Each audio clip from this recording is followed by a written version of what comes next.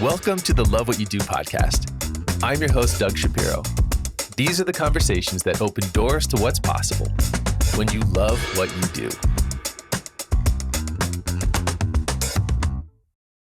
All right, I'm gonna fire up the warm-up questions.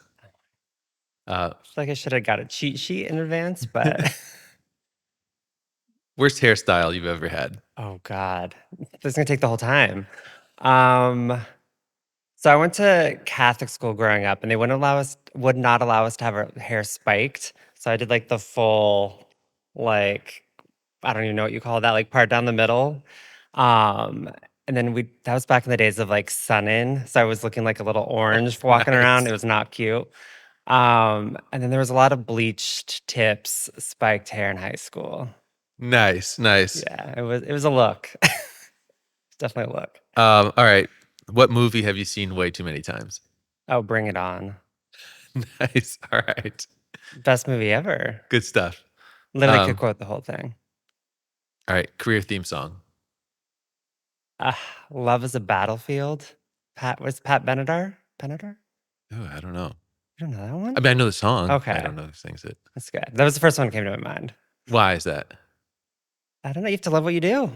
Oh, that's a great segue. Yeah. Mike, welcome to the Love What You Do podcast. I'm with Mike Goetz, design director, principal at HOK. You know how there's people that you meet sometimes and they just kind of wormhole their way into your memory? Like you Yeah. just don't forget them. You're one of those people for me. Thank So you. I know it's been some time, but you had this sort of playful energy and also this sort of like get done kind of mentality. We can bleep that, right? I've been told. And so, for those reasons, I thought you'd be an awesome guest. Awesome. Thanks Um, for having me. Absolutely. So I asked you to think of some questions that would help us sort of think bigger about design. And I love what you started with. Um, how can design, or how does good design feel? hmm And I thought that was an interesting way of putting it. So why did you ask that question? Yeah, I think there's a big difference between how good design looks and how good design feels. Like to me, like a lot of things can look good, but it's like one dimensional, right? It's like you walk in, you look at it from a different angle. It's like, oh, it's lost its like meaning. So for me, good design feels it's got like layers, it's got intention. You may not know the whole story, but you can tell there's something behind all the decisions. It's not like a collection of like Pinterest moments pinned up on a real space. Um, I think good design, it's not louder, it's deeper. Um, and so I think it takes like intentional thought behind every move to really make something feel good, not just look good.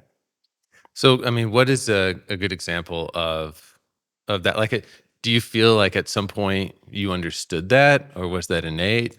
I guess Oh this no, difference it takes between time. okay, It definitely takes time. I think it you have to it's trial and error, right? Like I feel like even looking back at my early designs, it was like a collection of like all the cool things I could find and put them in one space, but it just after a while it just feels like it was a collection of things, right? Now it's like making oh god, how many times am I gonna say like in this thing?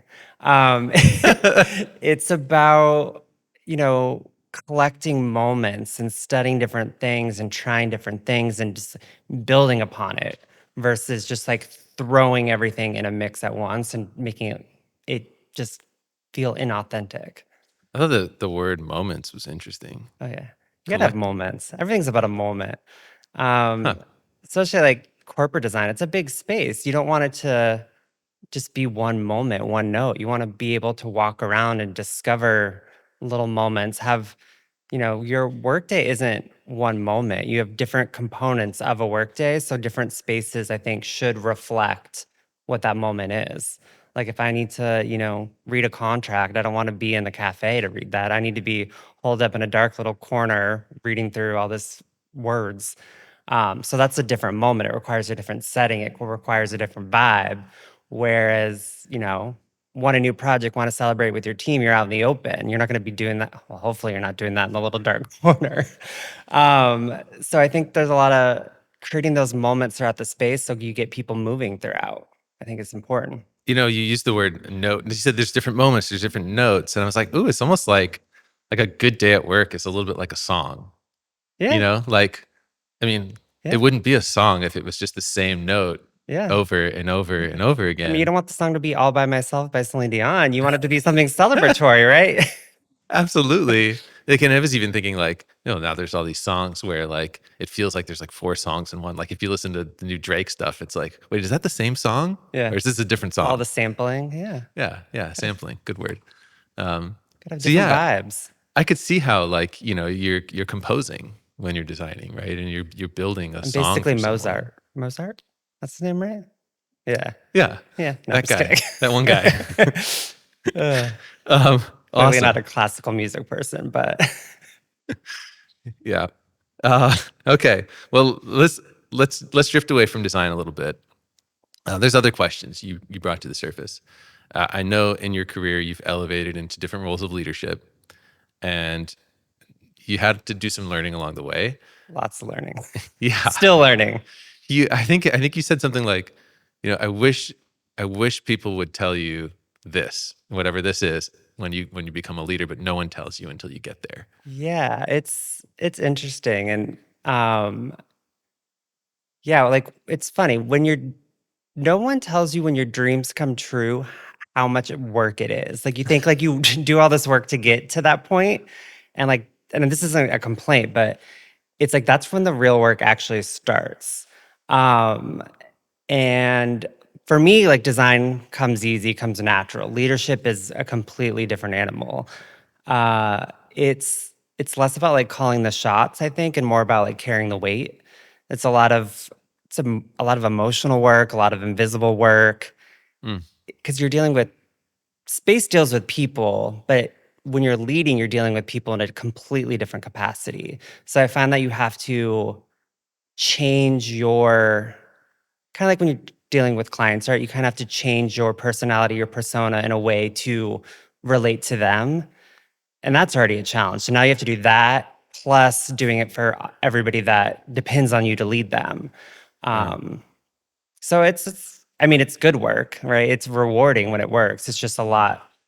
It's a lot of work. That's It's a it lot of is. work. But I mean, the idea of leading creative work, I think, is Yeah. actually unique. I think Yeah. there's concepts around leading creative work that are probably different and maybe don't apply to the same degree as leading other kinds of work. Yeah. Because I mean, design is subjective, right? I'm not leading a team that's solving math problems, right? Where it's a right and a wrong answer. It's subjective. Like what I could deem as classic design or clean design could be completely different to somebody else. I mean, there's definitely like wrongs that can be made for sure. Um, but it's like, how do you elevate their design style, their ideas, but not take away from their design ideas and their goals, right? So Yeah. it's a delicate thing to balance for sure. And I know you're also in a situation where you're leading leaders. So Trying. let's go there. Like, is there something that you look for in someone that would be a good leader? Like, how would someone develop themselves to be in that situation? Um, I think drive is a big thing. Like you can teach people skills, but you can't teach people to care. And this is definitely an industry where you have to care, right? Like we're not out here like every movie makes us seem like in our mansions with, the famous architect or whatnot. It's we're a service provider at the end of the day. Like we're at service to a client. We have to deliver for that client. And there is a lot of hard work that goes into it that if you don't care, your design reflects that. And you can't it's not something you can fake. You can't fake being authentic when it comes to like showing up for a client, doing good work for them because it shows. At least I think. Oh, absolutely. I mean, you have to love what you do. Yeah. It's How many do we get like turn this it's into just like a drinking game? oh, I love it. All right. So, like in this, in the creative world, not just as a leader, but in doing creative work yourself, um, you mentioned something to me about creative snack breaks, and I was like, okay, this is interesting. Like, where are you going with this? Don't judge me, but it's TikTok for me. Oh, nice. Why would I judge you? That's great. I allow myself 1 hour a day. I call it cultural research. But that algorithm is amazing. Like if you get it to be like that little creative moment, you see like woodworking videos, artists, even like the cheesy home renovation. I feel like it's not like you're trying to like replicate what they're doing, but it's just like watch a video of somebody doing like woodwork joinery. It's fascinating, right? So it's just like a quick little palate cleanse. I like that. Yeah. I think this idea of cultural research is legit. And I mean, if you think about pop culture, Uh-huh. understanding what someone wants to do in their free time, Uh-huh. that's probably maybe the most important window into values and Yeah. society that we have. Well, especially now when you have very limited free time, right? Like I feel Yeah. like now you're on all the time. I You're always accessible to clients. Like there's the boundaries and have blurred for sure. I feel like we don't have to be guilty. We don't have to feel guilty when Uh-uh. we do this cultural research because I think that's what's happening, right? I mean, even you started off with "Don't judge me," Uh, right? But like, this is important yeah, stuff too. yeah, fair. All right. I'm gonna get 2 hours now. Thanks, Doug. So, so is that part of your leadership criteria? Listen, I want everybody on TikTok No, 1 hour a day. no, um, definitely not. But I think because that works for me. I feel like that's the one thing about creativity, right? It's some people it's like going outside. Some people it's traveling. I think another kind of snack break is doing creative projects that are completely different from what you're doing in the day to day. Especially since I've moved more into like a leadership role, my day to day is less about like production. And I miss that. Like, I want like doing a set of drawings and walking away and like I did all these elevations today. I did a space plan. Like, there's a tangible result of that that I can see that day. And when you move into more of a management role, it's more left hemisphere, right? It's like more analytical, more that kind of stuff. And there really isn't a physical end result. So I Hmm. think finding moments to like do little creative exercises, little creative activities, I think helps fulfill that, as you said, get done kind of thing. Like I actually made something right with my time today. Yeah, So I feel like that's like another kind of reset kind of sure, moment. sure. Um, this has been good. Good little tidbits of advice. Good feel good moments. Let's share a story. I know there's a story behind your why in Uh-huh. being a designer. Um, let I'd love to get into that. Yeah. I feel like I got lucky. I know a lot of people spend a lot of their life trying to find like what their career was. And I feel like I got lucky because I knew from very early what I wanted to do. So my whole design story started. My grandfather used to be the fire chief in town, and then when he retired, he became a contractor. And so I would spend a lot of time with him sitting on his little drafting stool. We got like the blue sorry, we got the blueprints, right? Like, and I would just always sit there and be fascinated with him and his like little level drawing all these homes. And then when I was like 6 or 7, I started spending my summers with him actually doing construction work. I mean, I don't know what a kid at 6 can do. I think I picked up nails for a full summer once. But I would just spend my entire summers on job sites with him, getting paid in a blueberry muffin and a sandwich. It was a great Nice. salary. But yeah, 6 a.m. I get picked up, and I think my mom would pick me up at like noon or something like that. But that's kind of how it started. And then from there, like when I got older, I'd work in a shop and build furniture. And then from there, it's, the typical architect story, Legos, Lincoln Logs. Um, I would build furniture. I'd rearrange the furniture in my room a lot. A couple times I'd get a little crazy and do the whole house. And after that, I'd move to computer programs because it was a little less disruptive to my family. But yeah, I got lucky. And then from there, I went to school for design, got licensed architect, and here I am. That is quite linear. Yeah, I have lucky because there wasn't a lot of like, I want to No. be a doctor for a day. I was a a kinesiology major for a weekend. um, because when I went to school, I thought like, oh, I'm gonna learn how to design my house, and that's gonna be like it. And then it's like you're sitting there doing shadow drawings for 8 hours a day in a studio, and I'm like, I can't do this. Ah, So Friday, I went in to the career counselor, I guess, and switched majors to be a kinesiology major. And then Monday morning, I was the first in line to switch back. It's like, what that's the hell am I doing? that's hilarious. Yeah. Gosh, thank God you did. I wonder if you ever think about like Ah, if you didn't do no, it'd that. be the worst. So I want to go back to your grandfather. Yeah. This is just interesting because I'm imagining you as this little 6 year old on a job site. Little demon child. Yeah. Yes. A neon. Yep. Do you have any good like what's your best memory of that? So, um, this is a while ago. So I feel, give you like perspective. But there wasn't like much child labor laws, I would say, in my small town. So my mom would come like and go to pick me up. And there was this one time we were working in this like condo building, and I was like hanging on the roof with like a rope, and my grandfather's like on the other side, like holding me. And I'm like sitting there fixing a slate tile or something like that. I don't think my heard my mom scream so loud because it was easier for me to be like dangling on the side of a building because I weighed like what 20 pounds at that time Right. versus like this big 6'5" guy. So yeah, that's like one thing that comes to mind. It's hilarious. So no Yeah. fear of heights. Uh, maybe now. When you're little, it doesn't count, right? You're I like, guess I'm not. fine. Yeah, grandpa says it's school, Oh right? yeah, he's a firefighter. He knows what he's doing. Oh my god, my mother was livid, livid. That's a great story. Oh yeah. Um, I love how straightforward things have been for you. I don't think it's typical to have that sort of clarity. Oh, Um, definitely not. yeah, yeah. Definitely not. But like, so like, let's just say, let's just say you did not go back to the counselor on Monday. Uh huh. Um, you were a kinesiologist. I, Would you still love what you do? Like, let me ask you this. if I Is was it, of like a physical therapist, I would hate it, right? well, Uh, where I was going is, do you, is it you or is it the job when it comes to loving what you do?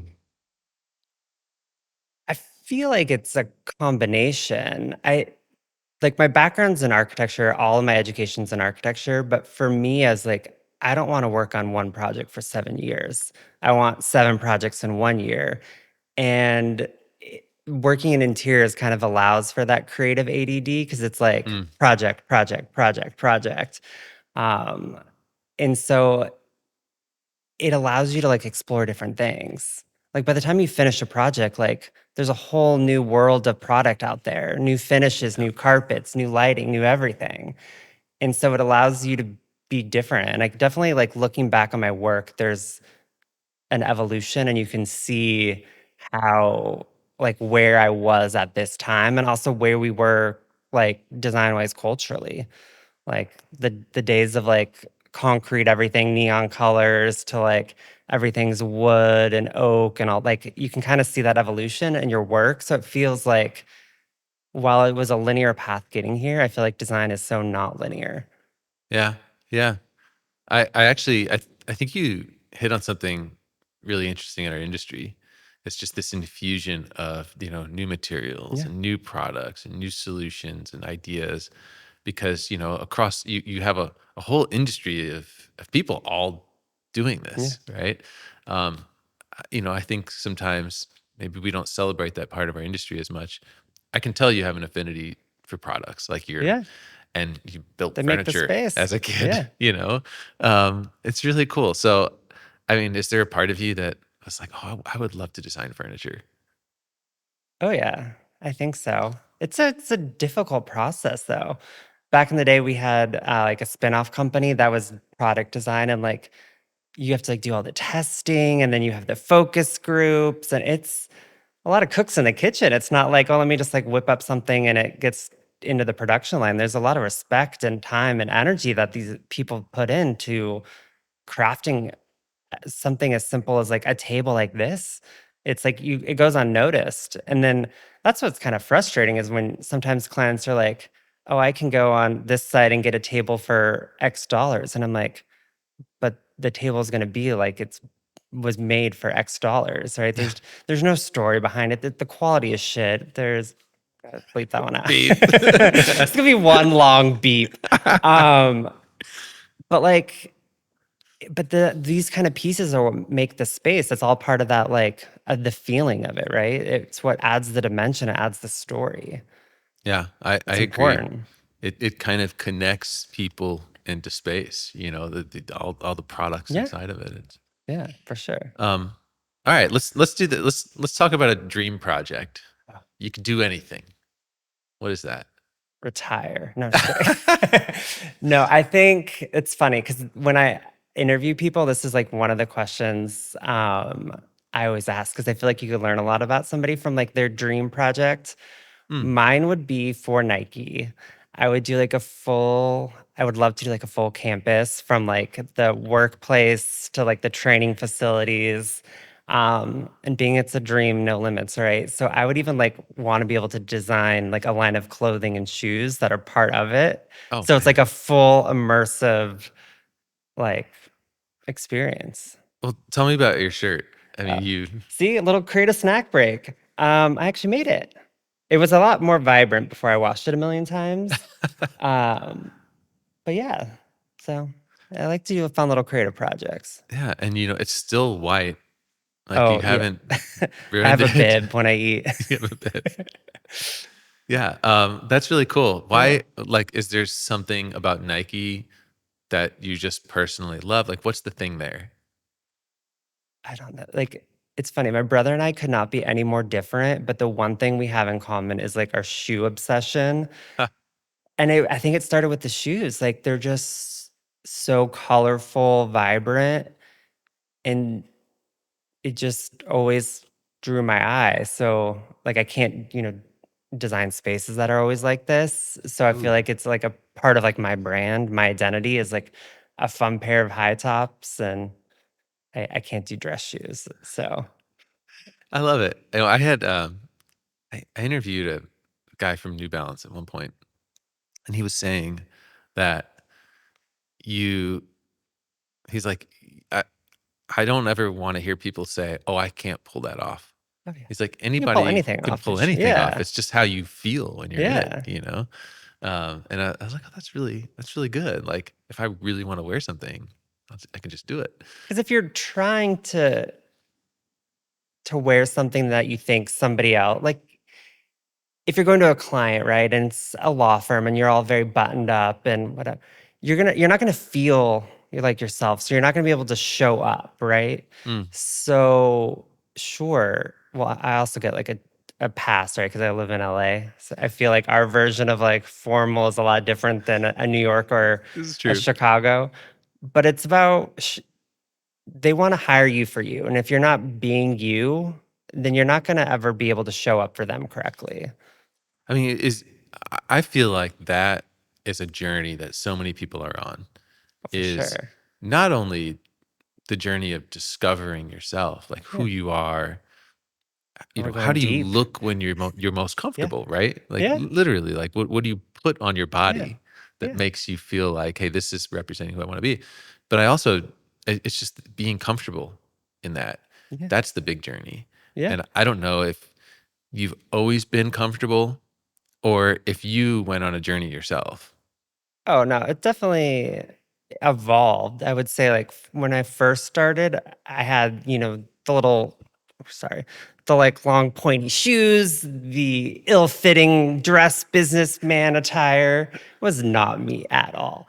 The minute I'd come home, I would change. I'd put on my house uniform. Your house uniform, I Like, I love it. grew up having to wear a uniform for school. And so I think I was just always in that habit of like, you gotta fit this mold. And it wasn't who I am. It's not who I Mm, am. I have a little bit more personality, I think, than who that person was. And I feel like the way you present yourself, the way you dress is also a reflection of your brand. totally, Like, totally. Ooh, yeah, they agree. wait a second. Okay, so um I have a question about just architects and designers in Uh-huh. general. wear a lot of black. I wonder, So boring. is No, it, I don't know. is it is there something about that profession where there's comfort in that? I I mean, I can't speak for that. I did have a boss at one time say that she always wore black because she got up at 4 AM and you didn't have to worry about matching things at 4 AM when everything was the same color. Um, I I yeah, I think there's logic in that. yeah, I I'll accept that answer. yeah, I mean, I also think I could see the argument that they don't want to detract from their work, where Mhm. I'm the kind of person that I will dress to match my work. I will reinforce it. Like grad school, every project I'd present, my outfit matched the whole color palette. Yeah, yeah, I'm selling. I'm yeah. selling work, right? You I gotta love it. buy it. I love it. Um, all right, let's do this. Uh-oh. Finish this sentence. When you love what you do, You do what you love. I know. When you love what you do, you enjoy it. You okay, care. yeah, you do. I agree. I think caring is a big part of it, and caring about like your outcomes, right? Yeah. Um, you want the best outcomes for your client, Yeah. for the people that work for you, Yeah. For sure. for your colleagues. I think care is something that evolves also as you kind of move on in your career. Is like sometimes, you know, you start off caring about kind of like where you're at in Mhm. things, and then you start to care about the quality of your work, and you care about your relationships. And over time, I think you start to care about like legacy. Like what are you Mhm. building? Like when you look back, what have you done? You know, that's not something you think about necessarily early on, but Mhm. I kind of feel like I'm moving towards that. And I don't know if I mean we're close to the same age. I don't know if you're at there in your head yet in terms of legacy. Are you trying to push me out I'm already? trying to push you out. How much time do we have for you, Mike? You know, how Ugh. much, Um, yeah,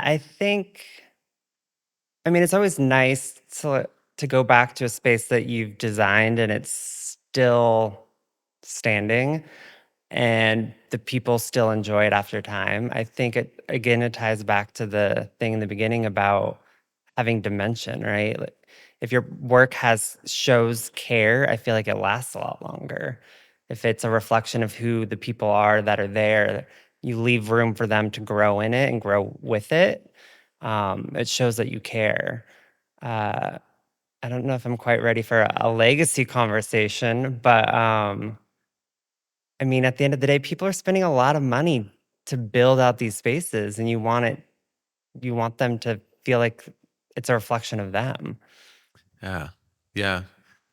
I don't know if there's a space that stands out to you where you look back and you're like, man, I haven't been that proud ever Ooh. in terms of an outcome or something. You know, like there's this saying um, that you know in golf, like all it takes is one good shot to keep you coming back and keep Mhm. playing. And so I know designers tend to be critical of their own work. It's hard for them to walk Never. around a space and not pick it apart. Yeah, But still, there's that, you know, sometimes there's that one thing that's like, that was so good. That keeps me engaged. It keeps me yeah. excited about my work. Is there a one thing for you? Hmm. I think looking back, there's 2 projects that come to mind, and it's interesting because at the time, these are 2 projects that I did not wanna do. And I was like, this is back at the height of like tech space and like all the cool projects were tech. And these were complete opposite. One was for Caltech. It was a renovation to their math building, and the other one was for the Pritzker Group. It was a venture capital, private capital firm. And I was like, no, I'm the tech designer. Look at me, I'm cool. Da da da da. I can't do I'm not a education designer, I'm not this, and at the time, my design director and boss sat me down and it's like, "You're gonna do these, just put your spin on it." And to this day, those are the two projects I'm most proud of. Like the ones I did not want anything to do with, because I didn't think that's who I was. But they really pushed me to try something new and make it my own. Um, and don't get me wrong, looking back, there's things I would change and evolve. But that's the burden of a designer, right? Um, but I think these are to this day two of my most successful projects still. Like Pritzker got the cover of Interior Design magazine, and Caltech got a seven page spread in there, something like that. Wow. And I think it's because I went in determined to make something that was not me, but also I went in not knowing what I was doing. Huh. And like, I had never done an education building before, but so I had to sit and learn how to do it. I had to talk to the professors, some of the smartest people in the world. I'm like, why are you talking to me? But never try and do math in front of a math professor, I'll tell you that. Um, but it was just a whole learning process, and I fully committed to it. And I feel like it showed. It was Hmm. like definitely an evolution of me as a designer by trying something I didn't want to do and, just giving it my all. That's really interesting. I mean, I'm a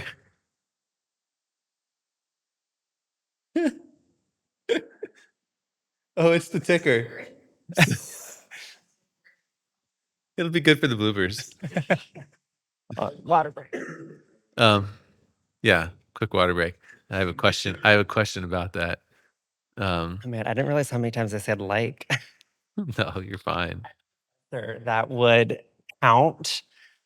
Have somebody in the class count every time you say like or and then after your presentation, they'd hand you the piece of paper. Oh Talk about trauma. gosh. That's funny. Clearly, it didn't work very well because I'm over here saying like all the time. But It feels natural, yeah, you it's know, like a like comma, right? yeah, it's like a comma. I would oh, see, I say a lot. But I didn't pick up on it, Hmm, but thanks. I'll start keeping track if you would like that No, paper. no, Um, thank you. gosh, I don't even remember where we were. I had a question for you. Um, I distracted you. let's I think you closed nicely there. So Okay. that's fine. Uh, is there a question that you were hoping I would ask you or that I haven't asked? Oh gosh, no. You did your homework. Well, then what would you want to leave behind? What is it that's a message? Like if you could pass something on in the vein of love what you do, like what would you like to pass on? I feel like it's gonna sound cheesy, but I would say don't race to the finish line. Mm, Enjoy the journey, because when you get to the finish line, it's that, right? Like looking back, I was so determined to get this role of being the design director. Like that, I like joked to the previous design director, Clay. I'm sure you know him. I was like, I'm gonna one day wheel you out of the office, right? Like it's gonna be my turn.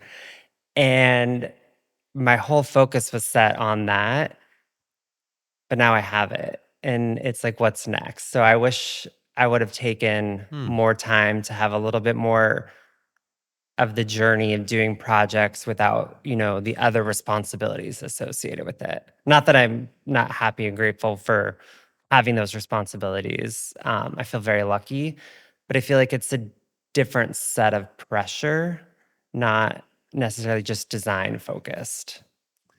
This is really interesting. I mean, I think you're reaching something in me that I'm coming to understand, which is like you have personal goals. Hmm. And I have a friend of mine, Rex Miller. You may know Rex. He's kind of a thought leader in the industry. He talks about how your purpose or your goal is to become the best version of Hmm. yourself. And that's a goal that's kind of never ending, Yeah, right? But as it's soon a as it full-time is, job. it's a full-time job. That's a good answer. As soon as it's something though, like as soon as it's a title, Hmm. or like if you're a track runner, maybe it's a time, or Right. if you're a business, if you set like we just need to get to whatever that number is, 500,000,000 or whatever. Yeah. Like, what happens when you get there? It's You're like, like, "What's next?" It's you exactly. lose the you lose, like, the moment of joy that comes with it, right? Because 'Cause you're always like, "Okay, what's next?" Right?